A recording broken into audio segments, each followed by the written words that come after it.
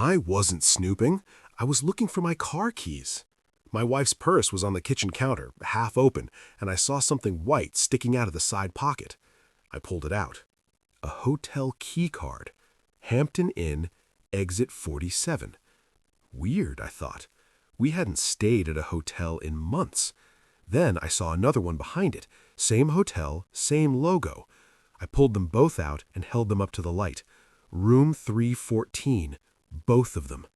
My stomach dropped. I reached back into the pocket. 3 more cards. All Hampton Inn, all room 314.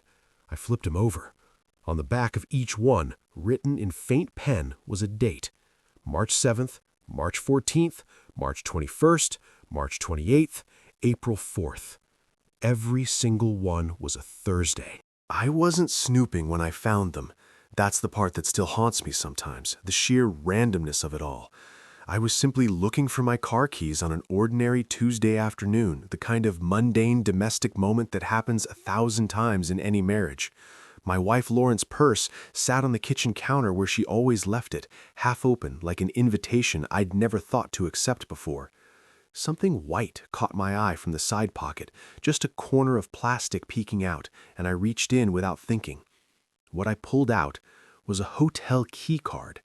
Hampton Inn, the logo declared, in familiar blue and green.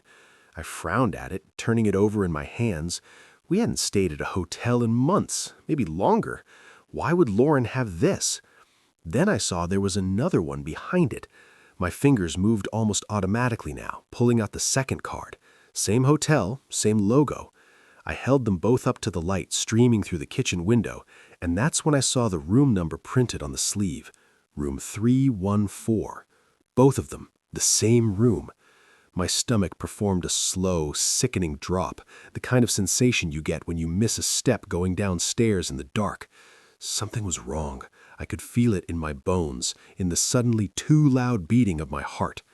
I reached back into that side pocket and my hand closed around more plastic. 3 more cards emerged, each one identical.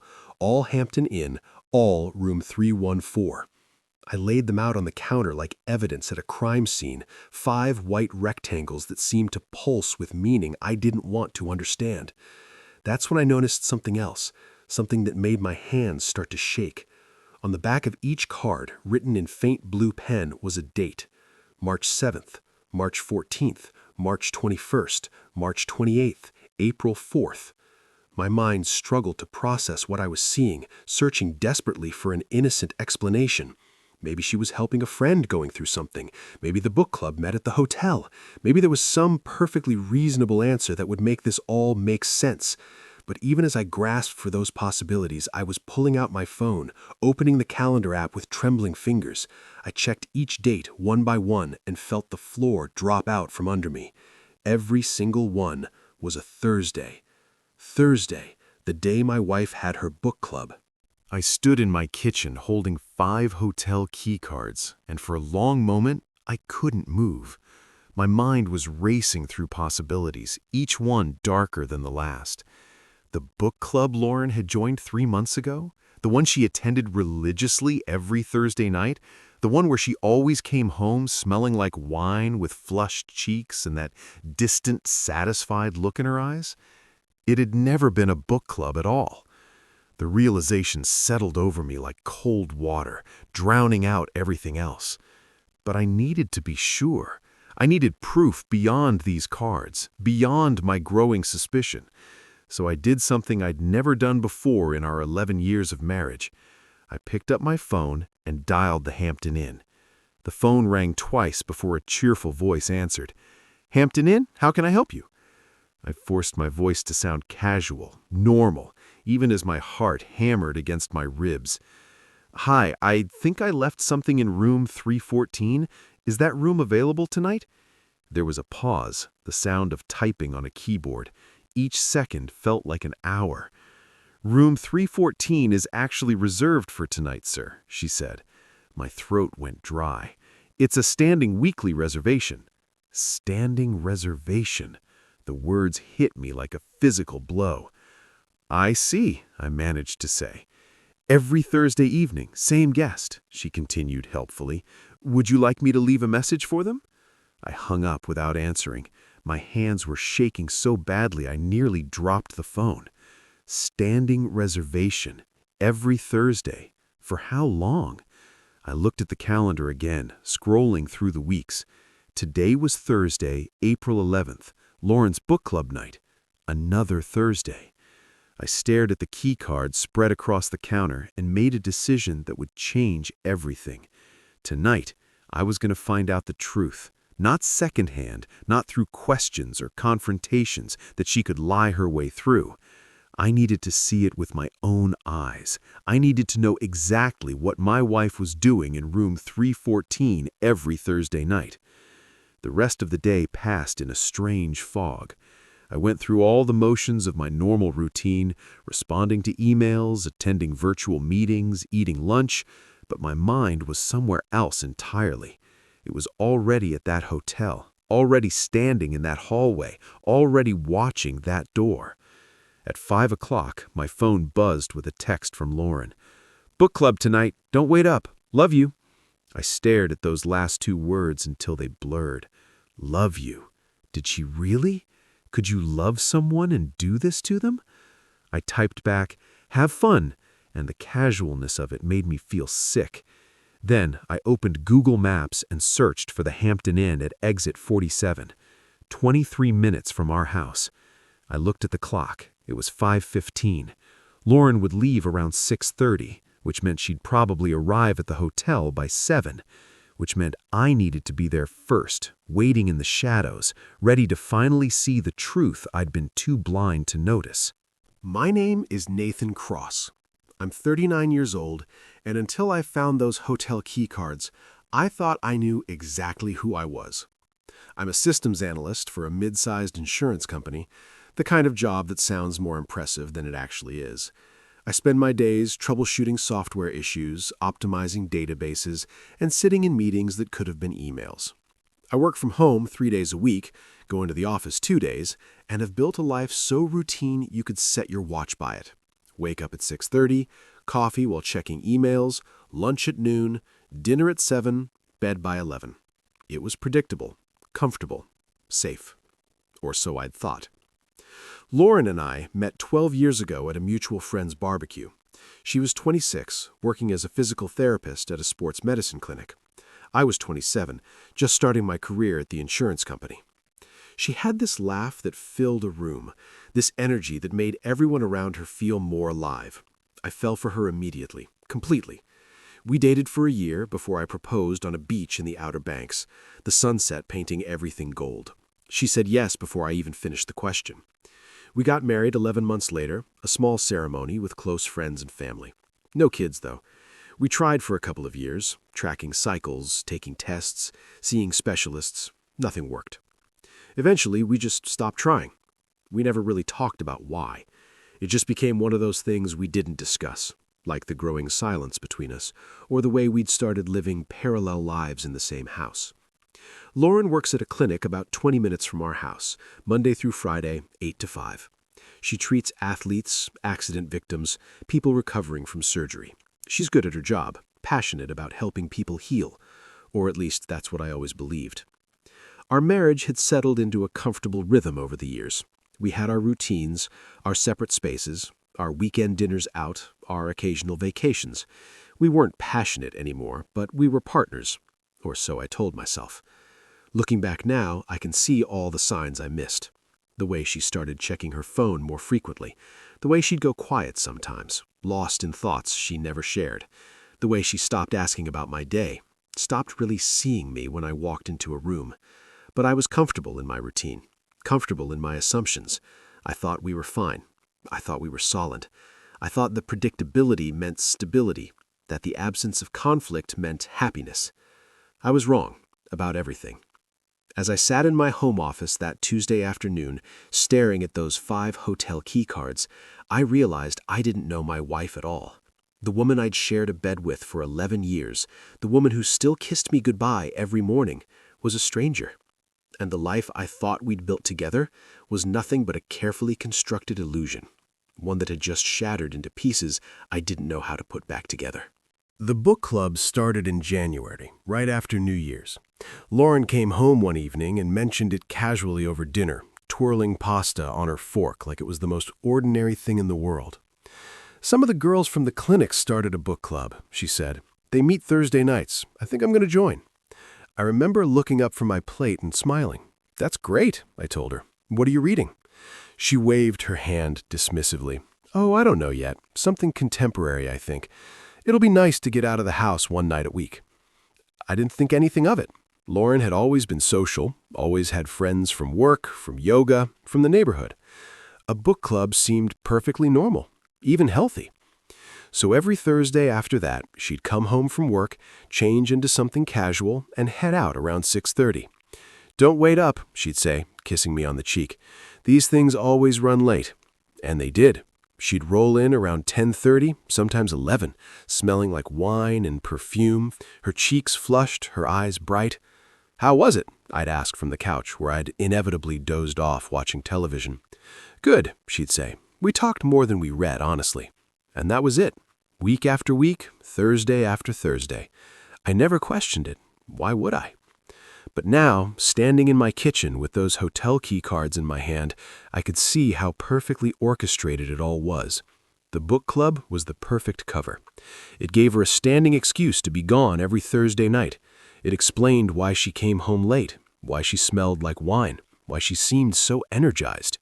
It was genius, really, in its simplicity. The first time I noticed something was off was in late February. Lauren came home from book club and went straight to the shower. That wasn't unusual. She always liked to wash off the day before bed. But when she came out, I noticed her phone was face down on the nightstand. Lauren never put her phone face down.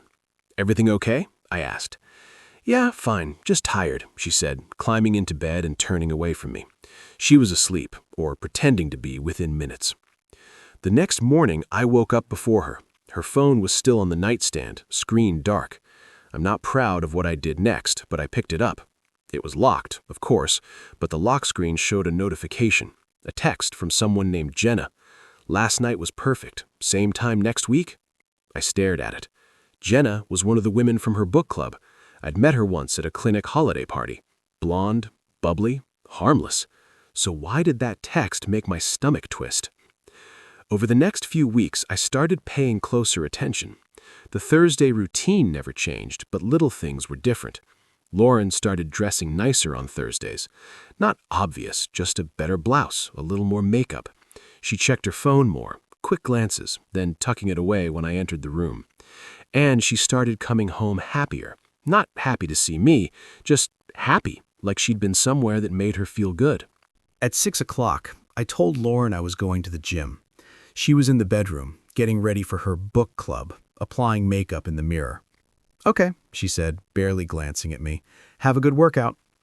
I grabbed my gym bag, empty except for a change of clothes, and walked out the front door. But I didn't go to the gym. I drove straight to the Hampton Inn at exit 47. My hands gripped the steering wheel so tightly my knuckles turned white. The drive took exactly 23 minutes, just like Google Maps had predicted. The hotel was exactly what you'd expect. 3 stories, exterior hallways, a parking lot half full of cars. Nothing special, nothing memorable. The perfect place to hide in plain sight. I parked in the back, away from the entrance, and waited. My heart was pounding so hard I could hear it in my ears. Every minute felt like an hour. I kept checking the clock on my dashboard. 6:55, 6:57, 6:59. And then, at exactly 6:59, a silver Lexus pulled into the lot. Lauren's car. I watched her park near the entrance, watched her check her phone, watched her take a deep breath like she was preparing for something. Then she got out. She was wearing jeans and a black blouse, her hair down, her makeup perfect.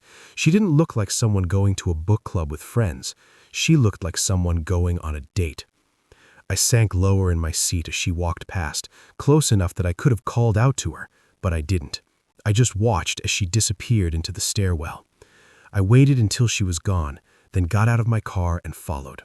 My legs felt like lead. Every step toward that building felt like walking toward the edge of a cliff. Room 314 was on the 3rd floor at the end of the hallway. I stood at the opposite end, partially hidden behind a vending machine, and watched. Lauren walked up to the door, pulled out a key card from her purse and swiped it. The light turned green. She opened the door and stepped inside. The door closed behind her with a soft click that echoed in the empty hallway. I waited. 5 minutes. 10. My mind was screaming at me to go knock, to confront her, to end this nightmare. But I didn't move. Part of me still didn't want to believe it. Part of me was still hoping for some impossible explanation. Then, at 7:08, the door opened again. A man stepped out. Tall, mid-40s, dark hair graying at the temples, expensive suit, no tie. He looked familiar, but I couldn't place him from where I was standing. He walked down the hallway, casual and confident, and passed within feet of me. He never looked my way. He disappeared into the stairwell. 30 seconds later, the door to room 314 opened again. Lauren stepped out, looked both ways down the empty hallway, and followed him. I stood there frozen, watching my wife walk away. I didn't follow them. Instead, I walked straight to room 314 and knocked. No answer. I tried the handle. Locked. I stood there for a moment, my hand on the doorknob, breathing hard. My phone buzzed as I drove home. A text from Lauren. "Book club, running late. Probably won't be home until 11. Don't wait up." I stared at the message at a red light, reading it over and over until the car behind me honked. The casual lie of it, the ease with which she could type those words made something crack inside my chest. I drove the rest of the way in silence. No radio, no podcasts, just the sound of my own breathing and the thoughts racing through my head. When I got home, I didn't turn on the lights. I just sat on the couch in the dark and waited. Lauren came home at 10:47. I heard her car in the driveway, heard her keys in the lock, heard her footsteps in the entryway. She walked into the living room and jumped when she saw me sitting there in the darkness. "Jesus, Nathan, you scared me." I reached over and turned on the lamp. The light made her squint. "How was book club?" I asked, my voice flat. "Good," she said, setting down her purse. "We're reading Where the Crawdads Sing. It's really good." I nodded slowly. "That's funny," I said, "because that book came out in 2018. Her face tightened. "So? So you've been in this book club for 3 months, and you're telling me you're just now getting to a 6-year-old bestseller?" She crossed her arms. "We read other things first." "Like what?" "I don't know, Nathan. Why are you interrogating me?" I stood up and pulled the hotel key cards out of my pocket. I held them up and watched the color drain from her face. "What are these?" I asked. For a long moment, she didn't say anything. She just stared at the cards in my hand like they were evidence of a crime, which I suppose they were. "Where did you get those?" she finally whispered. "Your purse," I said. "You went through my purse?" "Answer the question, Lauren. What are these?" She opened her mouth, closed it, opened it again. "It's not what you think." I laughed, and it came out harsh and bitter. "It's not what I think? You've been going to a hotel every Thursday for 3 months, same room, standing reservation. So tell me, Lauren, what the hell is it?" Tears started streaming down her face. "Nathan, please." "Who is he?" I demanded. "It's not who is he," I shouted, and she flinched. She sank onto the couch, her head in her hands, shoulders shaking. When she finally looked up at me, her mascara was running down her cheeks. "His name is David," she said quietly. "David who?" I asked, though part of me already knew. My stomach had already dropped to somewhere around my feet. "David Keller," she whispered. David Keller, her boss, the owner of the clinic where she worked. I'd met him once at a company picnic. Tall, polished, confident, the kind of man who made you feel small just by standing next to him. "Your boss," I said slowly, letting the words sink in. "You've been sleeping with your boss." "It's not like that," she said. "Then what is it like, Lauren? Explain it to me." She wiped her eyes, smearing mascara across her cheek. "It started in January. We were working late one night, and we just talked, really talked about life, about dreams, about things I haven't felt in years." "So you fucked him," I said, and the crude word hung in the air between us like something physical. Lauren looked up at me, her eyes red and swollen. "It wasn't about sex, Nathan. It was about feeling seen, feeling wanted." The words hit me like a slap. I want you, I said. No, you don't, she said, her voice breaking. You want the idea of me. You want the routine. You want someone to come home to, someone to sit across from at dinner. But you don't see me. You haven't seen me in years. I stared at her, trying to process what she was saying. So this is my fault? I'm not saying that, she protested. You're absolutely saying that, I shot back. You're telling me that because I didn't pay enough attention to you, because I didn't make you feel special enough, you had the right to go fuck your boss in a hotel room every Thursday for 3 months? She stood up, wrapping her arms around herself. Nathan, I'm not happy. I haven't been happy for a long time. And David, he makes me feel alive. The confession hung there, raw and honest. Then why are you still here? I asked. She didn't answer. She just looked at the floor. If you're so unhappy, if he's so great, why are you still coming home to me every night? Why are you still sleeping in our bed, eating dinner at our table, pretending everything is fine? She looked away. Because I don't know what I want. Well, let me make it easy for you, I said, my voice cold now. I want a divorce. Her face crumpled. Nathan, no, please. I'm done, I interrupted. You don't get to have both. You don't get to keep me as your safety net while you screw your boss in a hotel room every Thursday. Please, can we just talk about this? She begged, reaching for me. I stepped back. We're done talking. I grabbed my keys from the coffee table and walked toward the door. Nathan, wait, she called after me. But I didn't wait. I couldn't be in that house another second. I drove without knowing where I was going. The streets blurred past me, streetlights streaking across my windshield. Eventually, I ended up at a bar on the edge of town, the kind of place with dim lights, sticky floors, and a bartender who doesn't ask questions. I ordered a whiskey, then another, then another. My phone kept buzzing in my pocket. Lauren, please come home. We need to talk. I turned off my phone and ordered another drink. The bartender, a woman in her 50s with tired eyes, set the glass in front of me. Rough night? She asked. You could say that, I muttered. She nodded knowingly and moved away, giving me space. I sat there for hours, drinking and thinking about everything Lauren had said. Had I really been that blind? Had I really stopped seeing her? I thought about our marriage, about the comfortable routine we'd fallen into. When was the last time we'd really talked? Not about groceries or bills or weekend plans, but about us, about our dreams, about who we were becoming. I couldn't remember. But that didn't excuse what she'd done. That didn't make it okay. I didn't go home that night. I couldn't face Lauren, couldn't face our house, couldn't face the remnants of the life we'd built together. Instead, I checked into a motel on the other side of town. Not the Hampton Inn, a different one, a cheaper place with peeling paint and a neon sign that flickered. I lay on the bed, staring at the water-stained ceiling, my mind racing through everything that had happened. The key cards, the hotel, the man in the hallway, David Keller, my wife's confession. It all played on repeat like a nightmare I couldn't wake up from. Around 3 a.m, I finally fell into a fitful sleep. The next morning, I woke up with a pounding headache and a clarity I hadn't felt the night before. I knew what I needed to do. I pulled out my phone and searched for divorce lawyers in Charlotte. The first few websites looked too corporate, too impersonal. Then I found Richard Moss. He had good reviews, reasonable rates, and availability that same day. I called his office as soon as they opened. I need to file for divorce, I told the receptionist. Can you come in at 2 o'clock? She asked. I'll be there. I spent the rest of the morning in that motel room making a list of everything I could remember. The dates on the key cards, the hotel, David Keller's name, the lie about book club. I documented it all, knowing I'd need evidence, knowing this was going to get ugly. Richard Moss's office was in a building downtown, 3rd floor, corner suite.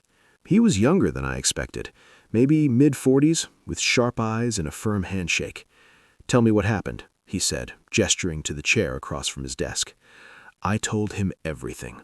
The key cards, the surveillance, the confrontation. David Keller. Richard took notes, nodding occasionally, his expression neutral. When I finished, he leaned back in his chair.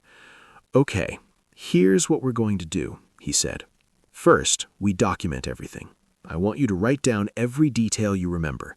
Dates, times, conversations.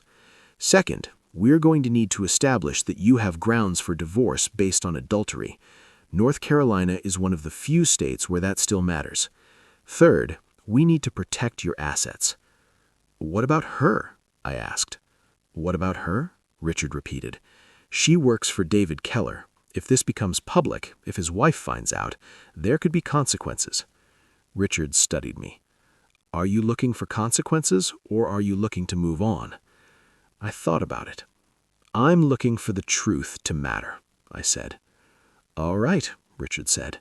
"Then we do this right. We file, we document, we let the process work."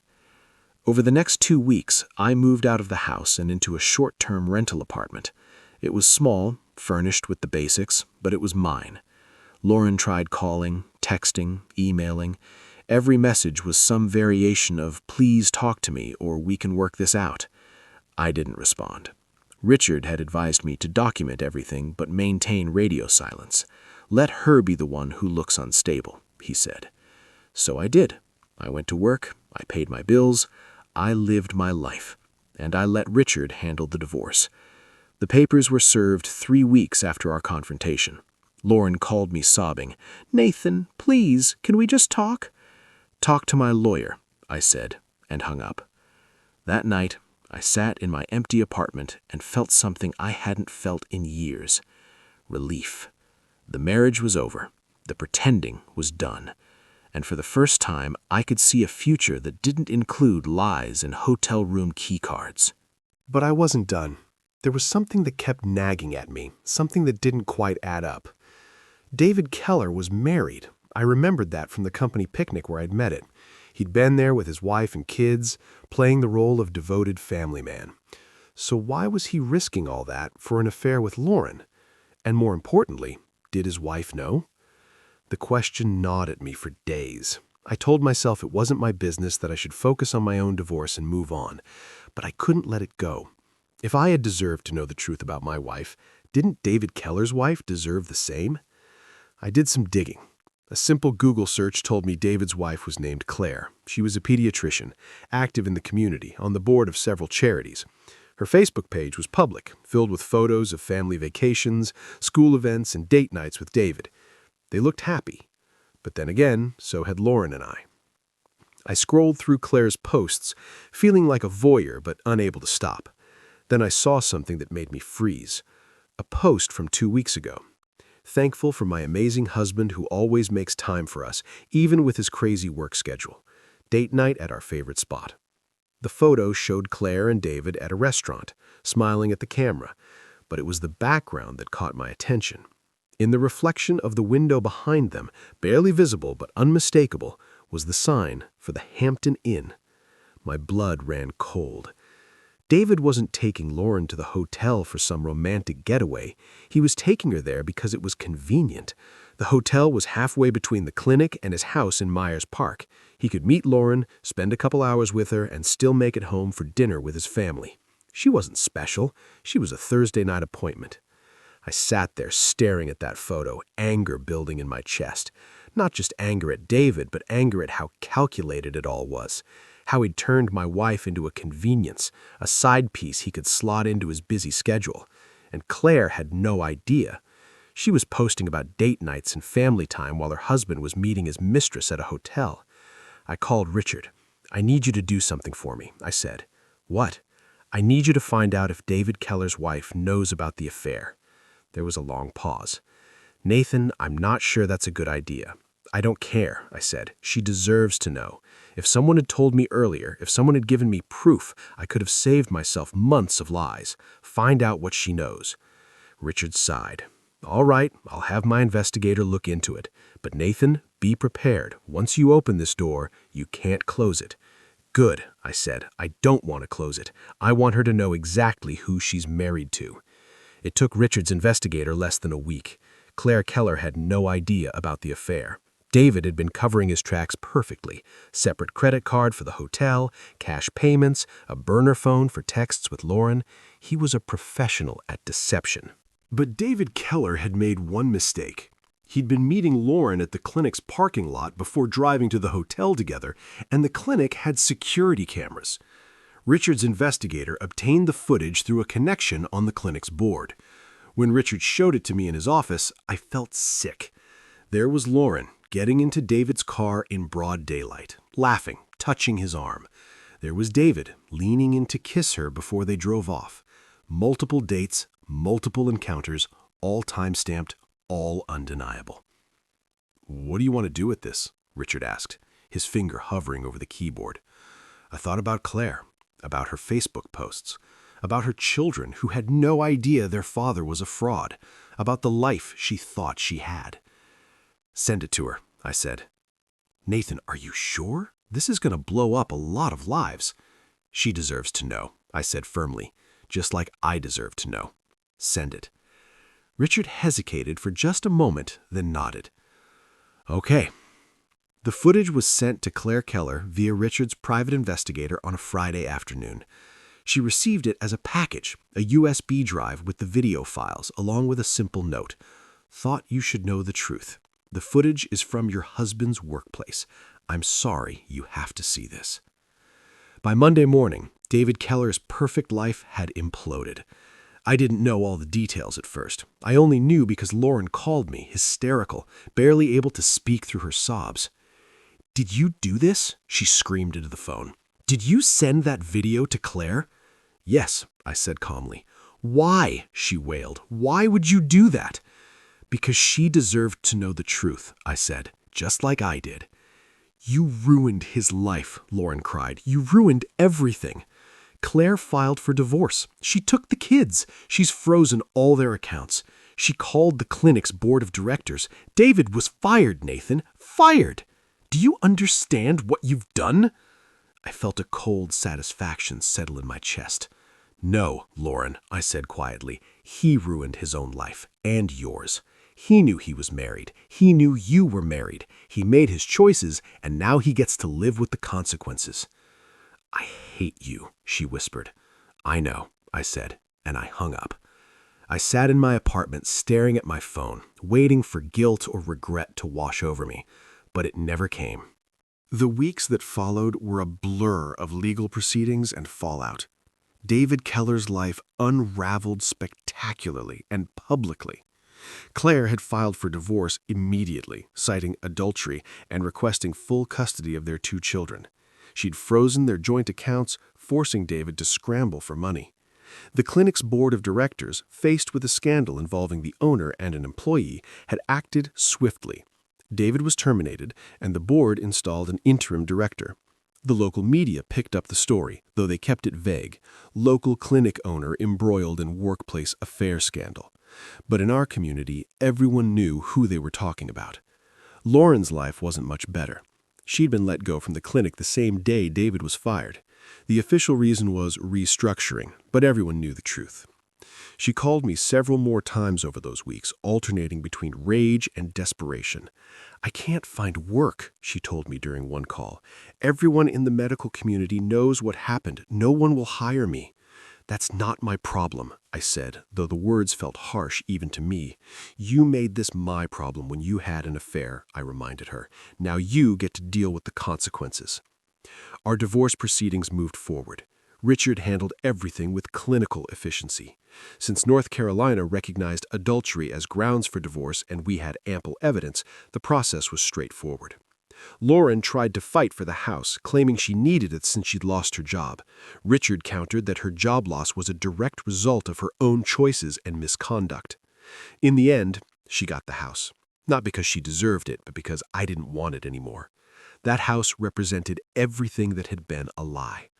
Let her have it. Let her struggle to pay the mortgage without a job. Let her sit in those rooms and remember what she'd destroyed. I just wanted out. The divorce was finalized 2 months after I'd found those key cards. 2 months to dismantle 11 years of marriage. It felt both too fast and not fast enough. I signed the papers in Richard's office on a Wednesday afternoon. "How do you feel?" Richard asked after it was done. "Free," I said, and I meant it. I'd moved into a small apartment downtown by then, started rebuilding my life piece by piece. I went to work, saw a therapist, started going to the gym regularly. I avoided places where I might run into Lauren or anyone from her world. I focused on myself for the first time in years. David Keller, from what I heard through the grapevine, had moved out of state. Rumor had it he'd taken a position at a clinic in Tennessee, starting over where no one knew his name or his history. Claire had kept the house, the kids, and most of their assets. She'd returned to work full-time and, according to mutual acquaintances, was doing remarkably well considering everything. As for Lauren, I didn't know what happened to her after the divorce was final. She stopped calling, stopped texting. She disappeared from my life as completely as if she'd never been there at all. And honestly, I preferred it that way. I didn't want updates or explanations or attempts at closure. I just wanted to move forward. 6 months after the divorce was finalized, I walked into a coffee shop on a Saturday morning and saw her. Not Lauren, Claire.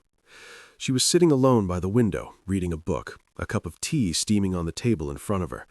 Sunlight caught her hair, and she looked peaceful in a way I hadn't expected. I almost walked past. What would I even say to the woman whose life I'd helped blow up? But something made me stop. Maybe it was curiosity. Maybe it was the need to know if I'd done the right thing. "Claire?" I said. She looked up and recognized me immediately. Her expression was unreadable. "Nathan." "Mind if I sit?" I asked, gesturing to the empty chair across from her. She studied me for a moment, then nodded. "Go ahead." We sat in silence for a beat, the awkwardness hanging between us like fog. "I'm sorry," I finally said. "For what?" she asked, and there was genuine curiosity in her voice. "For what I did. For sending you that video. For blowing up your life." She set down her book and looked at me directly. "Don't be," she said. "Why not?" "Because you told me the truth," she said simply. "You gave me information I deserved to have. What I did with that information was my choice, not yours. I hadn't expected that. Still, I know it wasn't easy." She smiled sadly. "No, it wasn't. But you know what was harder? Living a lie. Thinking I had a marriage when I didn't. Thinking my husband loved me when he was sneaking around with someone else." She paused. "So, thank you." We talked for over an hour. About betrayal, about the strange relief that comes from finally knowing the truth, about starting over. She told me about her kids, about how she'd explained the divorce to them in age-appropriate terms. She told me about going back to work full-time, about rediscovering parts of herself she'd forgotten existed. I told her about my therapy, about the small apartment downtown, about learning to be alone without being lonely. It was the most honest conversation I'd had in months. When we finally stood to leave, she pulled out her phone. "If you ever want to grab coffee again," she said, "as friends, I mean, I'd like that." "I'd like that too," I said, and meant it. Over the following months, Claire and I did meet for coffee occasionally. Nothing romantic, just two people who'd been through similar trauma finding comfort in shared understanding. She was rebuilding her life, I was rebuilding mine, and there was something healing about knowing I wasn't alone in that process. I don't know what the future holds. I don't know if I'll ever trust someone enough to get married again, but I do know this. I'm not the man I was when I found those hotel keycards. I'm not the man who lived in comfortable denial, who ignored the signs, who called routine a marriage. I'm the man who chose truth over comfort. I'm the man who refused to look away even when it hurt. I'm the man who's finally free.